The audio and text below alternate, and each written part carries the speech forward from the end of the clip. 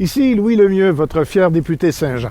La chaîne YouTube que vous regardez en ce moment, Studio Saint-Jean, c'est la chaîne du député au service de la communauté, pour être capable de communiquer plus et de communiquer mieux, de mieux se comprendre et de mieux travailler ensemble et de mieux aider ceux de la communauté qui ont besoin d'aide. Ce qu'on fait, c'est qu'on travaille en 2.0 pour respecter les besoins de la pandémie et on continue donc de parler à des gens de la communauté qui ont besoin de vous, comme ceci.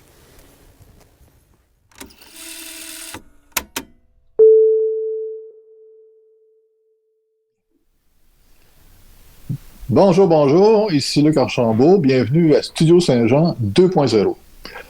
Aujourd'hui, on va parler d'invention, de créativité, d'emploi, de technologie. Pour nous éclairer sur toutes ces avenues-là, on a invité François Beaupré de l'École professionnelle des métiers à Saint-Jean. Salut François. Bonjour Luc, ça va bien? Ça va bien. Et écoute François, d'abord, la première chose qui nous a chatouillé ou attiré, c'est parce que tu as fait une invention assez hors de l'ordinaire. T'as réinventé la casquette, finalement. Ouais, donc, d'abord, merci de nous recevoir. Bienvenue. Puis, deuxièmement, oui, c'est l'objectif de ma casquette que j'ai inventée. Bon, j'aime pas le mot inventé, disons-le, mais bon, disons patenté, que j'ai patenté. Puis, c'est l'objectif de ma casquette, c'est d'attirer la curiosité, parce que au bout du compte, elle n'a pas tant d'utilité que ça, mais elle en a une. Puis, c'est une casquette de distanciation sociale. OK. Voyez-vous? Fait qu'au début de la pandémie, l'année passée, tout le monde inventait toutes sortes de façons pour garder les autres personnes à l'écart. Puis, donc, c'est toujours une fois qu'on voyait ça dans des memes sur Internet, là, avec des bâtons ou des affaires qui gonflaient, toutes sortes d'affaires. Puis là, en tant que personne qui travaille en électronique, puis en télécommunication, puis en technologie, je disais, non, il y a des façons plus intelligentes de faire ça. Et ça m'est venu à la tête. D'ailleurs, j'avais même fait un projet, un plan, là, juste un plan dessiné, dire, bon, voici, puis j'ai mis sur mon Facebook, voici ce je devrais faire. Mais à ce moment-là, c'était juste virtuel, je ne l'avais pas fait pour vrai. Mais là, à force d'en parler, à un moment donné, je dis, il faudrait que je passe à l'action. Et l'idée, c'était de faire une casquette qui permet de tenir les autres à l'écart, mais par des détecteurs de distance. OK. Et ce que j'ai ici, j'ai des détecteurs de distance, donc c'est des détecteurs ultrasoniques. Donc, ultrasonique, ça veut dire quoi? Ça envoie des impulsions, puis ça compte le temps que ça prend pour revenir. C'est un peu le même principe que ce qui détecte la distance entre des véhicules quand on approche trop proche de notre auto, puis de tous m'habiter, c'est inspiré de ça. Okay. J'ai des détecteurs sur 4 côtés. Okay. J'ai un buzzer, un beeper, on appelle ça un piezo. OK. Qu'est-ce qui se passe là-dedans? Tout ça, c'est contrôlé par une petite puce qu'on appelle un microcontrôleur. Un microcontrôleur, c'est comme un ordinateur tout intégré en une chip. Fait que dans le fond, il a fallu que je le programme, puis là, qui contrôle ces bidules-là. Donc, j'envoie des impulsions, je compte le temps que ça revient. Et si je suis en dedans d'un certain temps, ça veut dire que je suis trop proche, donc je bip. Je bip puis je flash, là, parce que j'ai des DEL, je vais vous montrer tout à l'heure, j'ai des DEL qui clignotent ici aussi. Donc, fait que ça bip puis ça flash, puis là, ça se balaye tout le tour. Fait que quelqu'un peut arriver par n'importe quel bord, puis ça résonnerait. Puis, c'est ça. Donc, ce qui est arrivé de cocasse à travers là, puis c'est que ce que je me suis aperçu vraiment, là, c'est que personne n'est à 6 pieds. Parce que moi-même, quand je l'ai fait, j'ai été obligé de la programmer à 3 pieds et demi, 4 pieds, parce que à 6 pieds, je ne pouvais pas être nulle part dans ma maison. Donc, je ne peux pas le tester nulle part, parce qu'oublie pas, ça veut dire 6 pieds, ça veut dire j'ai besoin de 6 pieds par là, puis 6 pieds par là, là. Fait que ça veut dire 12 pieds en tout, ça, là. Ça veut dire que je ne peux pas être nulle part dans ma maison. Fait que là, je l'ai ajouté plus de l'ordre de 4 pieds, 3 pieds et demi, 4 pieds. Puis là, j'ai 2 seuils. J'ai un seuil plus loin, puis j'ai un seuil plus rapproché. Je vais vous montrer comment ça marche, là. Donc, elle va biper, je vous dis tout de suite, là. Fait que je la tiens loin, là, je ne sais pas si vous la voyez, là. Donc là, vous voyez, elle ne bip pas, là, mais si je la viens détecter le loin, proche, loin. Ouais. Vous voyez, ça clignote en même temps. J'ai aussi un mode silencieux, par exemple. Je peux mettre le beeper à off, là, parce que c'est vrai que ça devient un peu fatigant. Fait que j'ai le beeper à off, là. J'ai le mode silencieux. Bon, c'est sérieux, là. Vous ne verrez pas aller au dragon avec ça, là. C'était pas l'objectif. Non, OK. Tu n'aurais pas à messe non plus, là, le monde ne pourrait pas rester. Là. L'objectif, ça a toujours été un objectif loufoque, un peu ludique, là. Mais comme toutes ces affaires-là. Mais c'était aussi, évidemment, ça devient quand tu es patenteux, un peu comme moi, quand tu as une idée, tu veux savoir si tu vas être capable de la faire, puis j'ai été capable de la faire, je suis plutôt content du résultat, effectivement, que ça donne, parce que ça fonctionne très bien. Fait que ça fait ce que c'est supposé faire. Puis en même temps, ben, l'objectif aussi, c'est que moi j'enseigne, hein, l'aspect pédagogique, c'est qu'il y a un projet qui se réalise, mes élèves utilisent ça. Tout ce qu'il y a là-dedans, mes élèves l'apprennent. C'est quelque chose qu'ils pourraient réaliser, qu'ils seraient capables de faire s'ils veulent le faire comme type de projet. D'ailleurs, je l'ai dit à mes élèves et mes anciens, le programme il est rendu disponible à quiconque veut l'utiliser. Là. Donc, c'est pour ça. Fait que OK. Donc, ça fait appel à la créativité, là, finalement. C'est pas juste la technologie ou la technique d'un métier. Là. Ça fait partie... Ça amène à faire de la créativité, à activer sa créativité dans ce domaine-là. C'est ça qui est le fun aussi. On pense, puis c'est là beaucoup on pense d'exécution, mais quand on réalise quand on fait un métier comme le nôtre, puis c'est vrai pour l'enseignement aussi, je vous dirais, mais comme technicien en télécommunication, à un moment donné, il y a des problèmes à résoudre. Puis beaucoup de problèmes à résoudre. Puis les problèmes à résoudre, ça implique de faire aller sa créativité, de faire aller, de réfléchir à comment je vais relever ce défi-là. Puis c'est vraiment ça. Puis je vous dirais que la différence entre un bon technicien en télécommunication et un exécutant, hein, c'est celui qui est capable de résoudre des problèmes qui arrivent devant un défi, qui va le surmonter. Fait que c'est pour ça c'est pour ça qu'on essaie de donner la meilleure formation possible pour donner les bases qui leur permettent de faire ça. Bien, il y a une partie, effectivement, comme tu dis, qui a rapport avec la créativité, la capacité de résoudre des problèmes. Effectivement, troubleshooting en latin, comme on dit, ça prend pas mal de créativité des fois là, pour trouver le problème et faire la bonne connexion. C'est très satisfaisant quand ça fonctionne. Oui, effectivement. Donc là, ça revient... Bon, toi, tu es enseignant, finalement, en télécommunication à l'École professionnelle des métiers. Tout à fait. Puis, tu enseignes aux jeunes qui... à travailler dans les télécoms, finalement. C'est quoi, en fait, un peu le programme, sans trop dans le détail, là, mais c'est pas juste de passer un fil, là, quand même. Ah non, c'est ça. Ça, c'est drôle que vous dites ça, parce que ça, c'est l'espèce d'image avec laquelle on essaie de se débattre, parce que c'est vraiment pas juste ça. C'est sûr qu'un technicien qui va travailler en télécommunication, ça fait partie de sa job, mais c'est pas là que la difficulté se situe. La difficulté se situe à maîtriser les technologies, à prendre les mesures. Donc, en gros, je vais vous parler rapidement des secteurs en télécommunication. Donc, des secteurs d'emploi, j'ai beaucoup de personnes, puis de ce temps-là, vous allez comprendre. Premièrement, OK, avant d'aller là, je vais quand même vous dire que en temps de pandémie, qu'on est en train de vivre, les télécoms ont été quand même considérés, les travailleurs de télécom ont été considérés comme des travailleurs essentiels. Donc, mais la plupart de mes anciens ont continué de travailler dans le domaine. Pourquoi? Parce que, imaginez la dernière année, si on n'avait pas eu d'Internet. J'imaginez la dernière année si on n'avait pas eu d'Internet. Pas de cours en ligne. Pas moyen de voir nos proches par FaceTime. Visio et compagnie, là, ouais. Toute la visioconférence, là, pour pas les nommer. Là. Fait que pas pour tous les jeunes, pas de jeux en ligne. Et là, ça serait l'apocalypse s'il n'y avait pas de jeux en ligne, nos pauvres jeunes. Fait que, puis toutes ces choses, pas de télétravail. Donc, la dernière année, là, ça a été une année où est-ce que les télécoms ont été plus présentes que jamais dans la réalité, dans la vie des gens. Et c'est drôle parce qu'à travers tout ça, on demeure un métier pas connu, ce qui fait qu'à travers tout ça, on est là, tout le monde a un cellulaire, tout le monde a l'Internet, mais personne ne réalise que ça prend du monde pour l'amener à la maison. Oui, effectivement. Fait que les domaines dans lesquels mes finissants travaillent, ben, c'est justement, ils s'assurent, ça peut être la connectique jusqu'à la maison, que ça arrive par fibre optique, par fil de cuivre ou par fil coaxial. Ils amènent ça, ils installent les installations de fibre optique dans les maisons. Donc, j'ai des gens qui font ça. Mais j'ai aussi tous des gens qui travaillent dans les infrastructures. Donc, l'infrastructure, c'est tous les gros réseaux extérieurs. Puis, on parle beaucoup de fibre optique de ce temps-là parce qu'il y a beaucoup de déploiements. Parce que vous comprendrez, entre autres, dans une région comme Saint-Jean, pas Saint-Jean comme tel, mais aux alentours de Saint-Jean, on s'éloigne un peu, mais il faut l'amener, l'Internet, haute vitesse à ces gens-là. Là, ça devient de plus en plus important et c'est pas présent partout là, dans les zones rurales. Fait qu'il y a beaucoup de déploiements de réseaux de fibre optique qui se fait présentement, puis ça va augmenter. Là. Donc, fibre optique, câble coaxial, je ne nommerai pas les compagnies, vous êtes capable de deviner.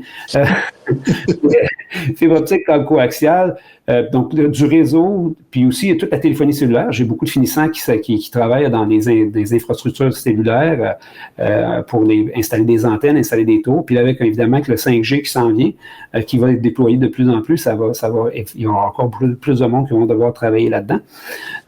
Puis c'est ça. Puis toutes les infrastructures réseau aussi. Donc, quand on parle d'infrastructures réseau, vous avez tout vu ça, du câblage structuré, des choses comme ça. Puis j'ai aussi des élèves qui finissent dans le travail de ce qu'on appelle le broadcasting, donc la diffusion fusion de canaux de télévision puis de radio. Oui. Ah oui, OK. Les élèves qui travaillent dans tous ces domaines-là. Nous autres, comme je dis, les domaines, on fait ce qu'on appelle la radiofréquence. C'est ce qu'on parle de la téléphonie cellulaire, de la radiocom. La radiocom aussi, j'ai des élèves qui travaillent des anciens élèves qui travaillent qui installent dans des radios de police, dans des autos, quand il y a des événements comme les Montgolfières, il y a toujours des gens qui ont des infrastructures de sécurité avec des radios pour se communiquer. Ben ça, c'est des anciens élèves qui travaillent dans des affaires comme ça. Donc, c'est un autre des domaines dans lesquels mes anciens élèves travaillent. C'est assez vaste. Nous, c'est pour ça que notre formation est très polyvalente pour que les élèves on les prépare. Comme je dis toujours à mes élèves, on les prépare à apprendre. On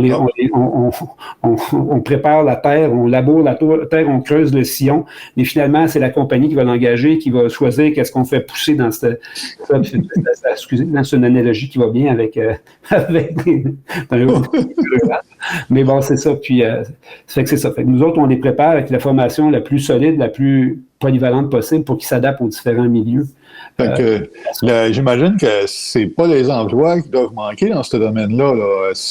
D'abord, il doit y avoir une croissance des télécoms, c'est sûr, à cause de l'utilisation qu'on en fait de plus en plus. On est rendu juste là-dessus, quasiment. Absolument. Puis nous autres, c'est sûr que les employeurs, des courriels, des téléphones et des courriels d'employeurs, on en a continuellement qui sont à la recherche de gens. Là. Fait que nous autres, c'est certain que nos élèves se placent, c'est des bons emplois, des emplois avec des belles perspectives aussi, parce qu'on s'entend, là, ça ne va pas disparaître, ça. Là. ça va croître. Puis ça ne peut pas être exporté nulle part ailleurs non plus. Hein? Ça fait que ça prend des gens qui doivent le faire ici. Ça fait que ça garantit des emplois intéressants pendant un bout de temps. Puis la technologie change tout le temps, donc il y a toujours quelque chose à faire. Et c'est pour ça que ça prend, comme j'expliquais, ça prend des gens qui ont une curiosité, qui ont un intérêt pour les technologies pour travailler là-dedans, parce que c'est quand même c'est ça qui est le nerf de la guerre. Hein, absolument, oui, absolument. Parce que effectivement, les télécoms, moi aussi, c'est pas un secret, personne bien. Moi aussi, j'ai travaillé dans les télécoms, sur le côté mise en marché, par exemple. Puis, j'allais souvent aux endroits où, comment on appelait ça, de centres névralgiques, où ce qu'on peut voir toutes pas les conduits, mais l'image des conduits, puis la performance d'un réseau. C'est très élaboré, il y a de la place pour évoluer là-dedans. Le gars, il commence peut-être au bas de l'échelle, je peux appeler ça comme ça. Au sens propre, au sens figuré, oui, c'est ça. C'est ça. Mais il y a de la place pour monter, pour grimper dans ce domaine-là. C'est quasiment... c'est sans fin, c'est tout le temps en train de se renouveler, de s'améliorer. Le protocole Internet, il n'est pas jeune, mais il nous emmène quand même de plus en plus loin, de plus en plus rapidement. Tout à fait. Il y a de l'espoir, puis il y a de l'emploi intéressant, très intéressant dans ce domaine-là. Oui, tout à fait. Puis, on parle toujours de mégabits à seconde. On est rendu mégabits à seconde. C'est là. L'avenir des télécoms, c'est dans la vitesse qu'on peut amener à la maison. Puis il y a les deux. Les deux avenirs des télécoms, principalement, c'est la vitesse du signal qu'on peut amener chez le client, que ce soit à la maison ou dans des entreprises. Et c'est là qu'on parlait de mégabits et de gigabits à seconde. Puis de l'autre côté, c'est toute la filière, c'est téléphonie cellulaire avec le 5G et tout ce qui s'en vient. Puis encore une fois, le débit puis ces choses-là qui s'en viennent. Absolument. La mobilité. Oui, la mobilité, puis là, on va parler d'Internet des objets, puis toutes ces choses-là. Donc, il y a tout ça qui nous regarde. Ça aussi, c'est intéressant, Internet des objets, parce que là, tu vas pouvoir commander une machine une machine à papier qui roule à, je sais pas moi, 60 000 à l'heure, puis tu vas pouvoir, à distance, c'est une image, là, parce que je connais pas ça, mais avec ton téléphone, tu peux quasiment modifier la vitesse que la machine peut aller ou la programmer autrement, tu sais. C'est ce que vous dites, c'est un bel exemple, parce que ça va d'aussi simple que faire allumer tes lumières à distance. Ouais, ben oui. Aussi élaboré que contrôler des machines à distance puis faire du contrôle à distance. Tout est là, on a toute la plage entre ces deux choses-là. Mais c'est certain que nous autres, en télécom, que ce soit par fibre optique, par câble de distribution, que ce soit par sans fil, l'objectif, c'est d'assurer le lien. C'est l'objectif principal et que ce lien-là soit fiable aussi. Oui. C'est vraiment ça qui est important en télécom. Absolument. Puis c'est là-dessus qu'on travaille, c'est là-dessus que ça soit, comme j'explique, par des différents modèles. C'est que pour être capable que les choses qu'on branche aux deux côtés fonctionnent, puis on assure la sécurité de ces choses-là. Fait que c'est la fiabilité du lien qui est importante. Oui, effectivement. Là, les jeunes, là, ils ont, j'imagine, ton cours, il commence quand? Ton prochain cours, ton prochaine cohorte là, de jeunes qui pourraient s'inscrire à devenir des télécommunicateurs, si on veut, d'avenir. On va dire technicien télécommunication. OK, on va commencer de même. La prochaine cohorte commence le 10 août prochain, je crois. 10 août, OK. Encore de la place. Puis, c'est ça. Donc, c'est un cours qui dure 2 ans, qui commence le 10 août. La première année, on fait 1100 heures. La deuxième année, on fait 700 heures. Nos élèves vont en stage à peu près en février. Puis, ils sont employables à partir du début mars. C'est ça le principe. La raison pour laquelle on fait ça comme ça, pour qu'on finisse plus tôt que les autres programmes, c'est parce que en télécom, comme il n'y a pas personne qui va sortir du cours puis qu'on va donner que les camions puis on va dire va travailler. Donc, peu importe dans lequel ils vont travailler, ils ont quand même une formation propre à l'endroit où est-ce qu'ils vont travailler. Donc, il y a des formations qui les attendent. Donc, à cause de ça, on les fait finir un peu plus tôt dans l'année parce que pour que ça soit plus approprié, parce que les faire finir l'été, c'est pas un bon temps pour l'embauche nécessairement dans ce domaine-là. Tout ça, on les fait finir un peu plus tôt à cause de ça, grâce à ça. C'est pour ça qu'on fonctionne comme ça. Dans la période de déménagement. Oui, c'est ça. En fait, pour ça, c'est qu'ils soient formés pour la période de déménagement parce qu'il y a un gros rush à ce moment-là, effectivement. Il y a un rush épouvantable à ce moment-là. En tout cas, que j'ai pu avoir conscience à un moment donné, effectivement. Qu'est-ce qu'on peut... Excuse. Allez-y. Ah non, mais c'est parce que je m'en allais te demander qu'est-ce qu'on peut souhaiter pour les jeunes de la télécom. Qu'est-ce qui pourrait les inciter, en fait, à se lancer là-dedans, tu sais? Premièrement, je vais vous parler de préalable. C'est que comme en des cours de l'EPM, en tout cas l'édifice Laurier surtout, les préalables, c'est les mêmes. C'est-à-dire que c'est français, maths, anglais de secondaire 4. Maintenant, il y a toujours d'autres avenues. Il y a toujours les TENS puis les TDG. Donc, dans ce cas-là, il faut toujours parler avec les conseillers en orientation qui peuvent, soit de l'école où on arrive ou les conseillers de notre centre même, pour qu'on s'entende pour voir c'est quoi les préalables, si les préalables sont atteints ou pas. Mais la base qu'on dit généralement, c'est français, maths, anglais, secondaire 4. Je dirais dans télécom, la matière, c'est une matière, il y a beaucoup de... on appelle ça de matière logico-mathématique. Vraiment, il faut avoir un bon esprit logique, une bonne curiosité, un bon esprit logique, parce que la matière a des ondes, des volts, c'est des choses qu'on ne voit pas. Fait qu'il y a beaucoup de choses qui se passent dans notre tête. Fait que donc, on a des appareils de mesure, c'est technologique, c'est des bébelles, c'est des pitons. Fait que ça prend c'est la logique, c'est l'analyse qui aide quelqu'un à maîtriser ces choses-là. Donc, je dirais pas, c'est sûr que quelqu'un qui a énormément de facilité en mathématiques, c'est quelqu'un qui réussit bien là-dedans. Et quand je dis facilité en mathématiques, ça ne veut pas nécessairement dire d'avoir des maths fortes. Tu sais, on peut pas réussir, avoir été en maths fortes au secondaire, mais c'est pas à cause qu'on n'a pas les habiletés. Il y a toutes sortes d'autres raisons pour lesquelles les gens ne sont pas nécessairement bons à l'école au secondaire, qui ne sont pas nécessairement les capacités, on peut dire ça comme ça. Okay. Mais généralement, ça va par un esprit de logique. J'utilise souvent la même anecdote, la même analogie. Je dis, si ton four micro-ondes, il est écrit 12.00 tout le temps parce que tu n'es pas capable de trouver une façon de mettre l'heure, mais à force, c'est-tu capable, à force de peser ces pitons, si je fais ça avant ça, ça va faire ça, si je fais ça après ça, ça va faire ça. Tu sais, cette espèce de logique-là, c'est cette logique-là qui est sollicitée dans notre domaine, cette espèce de déduction, de logique, tu sais, puis c'est ça que ça prend. Donc, quelqu'un qui a un bon esprit logique, un bon esprit logico-mathématique, qui aime jouer avec les fils, qui est bébelleux un peu, c'est quelque chose qui peut l'attirer. C'est ça qu'on a beaucoup la grosse, je dirais en fait, la majorité de mes élèves, c'est des gamers aussi. Donc, ça fait, puis c'est des gens qui sont habitués d'exploiter, parce qu'ils sont branchés, ils jouent en ligne, ils parlent avec d'autres gens, ils ont des réseaux, il faut qu'ils fassent fonctionner le réseau chez eux, fait qu'ils ont une espèce déjà une curiosité pour ça, fait que les élèves, c'est des gamers, fait qu'ils se retrouvent bien là-dedans. Ça prend aussi du monde que, quand on sait que quelqu'un va aller travailler dans le domaine, il faut qu'on pense à un emploi sur la route. C'est plus souvent qu'autrement. Il y a des emplois qui sont plus sédentaires, mais c'est plus rare en télécom. Donc, il faut penser que c'est pas une place où est-ce qu'on va aller à la même shop à tous les jours, si je peux dire. Donc, ça fait partie de l'intérêt ou non de la chose. Si quelqu'un préfère quelque chose de plus sédentaire, ben, c'est peut-être pas la bonne chose. Mais si quelqu'un aime ça se promener, qui aime ça voir des choses différentes, des défis différents, j'ai rencontré un de mes élèves différents, un de mes anciens élèves récemment, puis il m'a dit, la première chose qu'il m'a dit en parlant de son travail, il dit, François, tu l'avais dit, c'est différent tous les jours. Puis il disait ça avec beaucoup d'enthousiasme. Fait que c'est différent. Même si des fois, le cœur du travail peut se ressembler, c'est la façon d'aboutir à tes fins qui est toujours différente d'une fois à l'autre. C'est pas un travail ennuyant, finalement. C'est pas routinier, là. C'est pas routinier, c'est pas répétitif.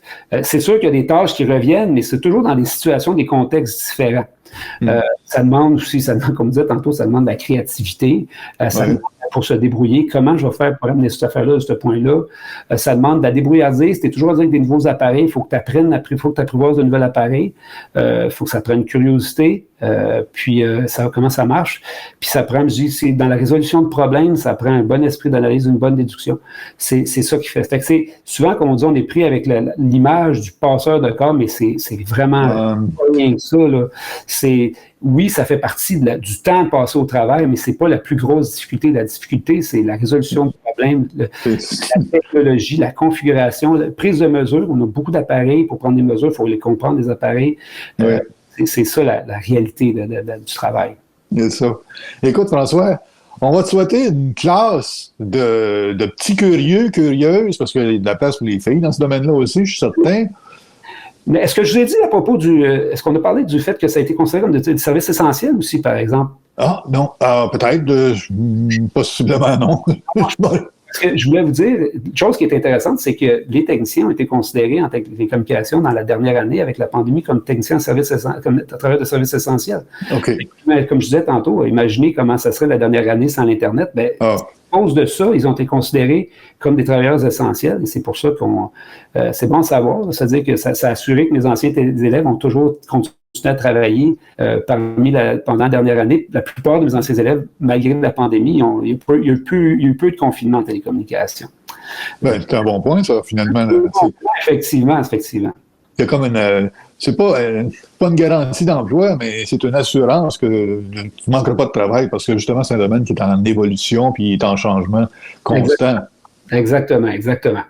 Exact. Nous, effectivement, on a une prochaine cohorte, puis il y a de la place encore, fait que s'il y a des gens qui sont intéressés. Puis dans un avantage aussi qu'il y a de la formation, et là, je parle de la formation professionnelle en général. Oui. Nous autres, on est en présentiel toute l'année, là. Donc c'est parce qu'en formation professionnelle, il faut faire les choses. On est en présentiel et ça a été très bon pour la motivation, parce que c'est moins dur d'être motivé quand on est là. Fait que nous autres, motiver les élèves, là, on a fait ça toute l'année parce qu'on est en présentiel. Fait que ça a été intéressant. Puis si jamais tu es intéressé, la meilleure façon de savoir si quelque chose vous intéresse, c'est toujours de s'informer pour être élève d'un jour. Fait que ça, dans tous les programmes confondus, que ce soit le mien ou les autres, en formation professionnelle, on s'informe si ce programme-là m'intéresse. Est-ce que je pourrais être élève d'un jour dans tel ou tel programme? C'est intéressant, ça. C'est intéressant. Puis on peut le faire plus qu'une fois. Là. Si je veux essayer mécanique, si je veux essayer secrétariat ou comptabilité, n'importe quoi, on appelle au centre, puis j'aimerais ça être élève d'un jour, essayer ça. Puis là, on passe une demi-journée avec les élèves, avec les enseignants, ils nous expliquent c'est quoi le programme, puis là, on peut y goûter pour vrai. Là. On peut savoir, puis on peut s'asseoir avec des élèves, on pose des questions aux élèves, puis là, à la fin du temps, on dit, OK, est-ce que ça me convient? Est-ce que ça me convient moins? Dans le processus de réflexion, c'est un très bon, c'est très important. Oui, moi, je suis d'accord avec toi. Ça doit aider à ancrer le désir de vouloir essayer quelque chose, mais d'y aller un peu plus loin, de s'engager finalement. Exactement. Puis c'est plus facile de prendre une décision après ça quand tu y as déjà goûté un peu, fait que tu sais un peu plus dans quoi tu t'embarques. Ouais. C'est pas juste une question de séduction. Là, quand un élève vient d'un jour, je ne sais pas juste dire je veux vendre mon programme, c'est je veux t'informer parce que moi, si tu t'inscris, je voudrais préférablement que tu sois là au début et que tu sois à la fin. Fait que plus tu es informé, plus il y a des chances que ça soit ça qui se produise. Absolument. Ben écoute, François, c'est ce qu'on te souhaite. Ça a été très agréable. Ça fait plaisir. Puis si quelqu'un veut voir ma casquette fonctionner, il faut juste aller sur YouTube et écrire casquette de distanciation sociale. On l'a bien fonctionné. Dans la démonstration est plus claire que ce que je faisais là. OK. On voit le démo pour le vrai, là, avec du bon. Ça a été fait chez nous, là, mais on voit le démo. Je sais pas.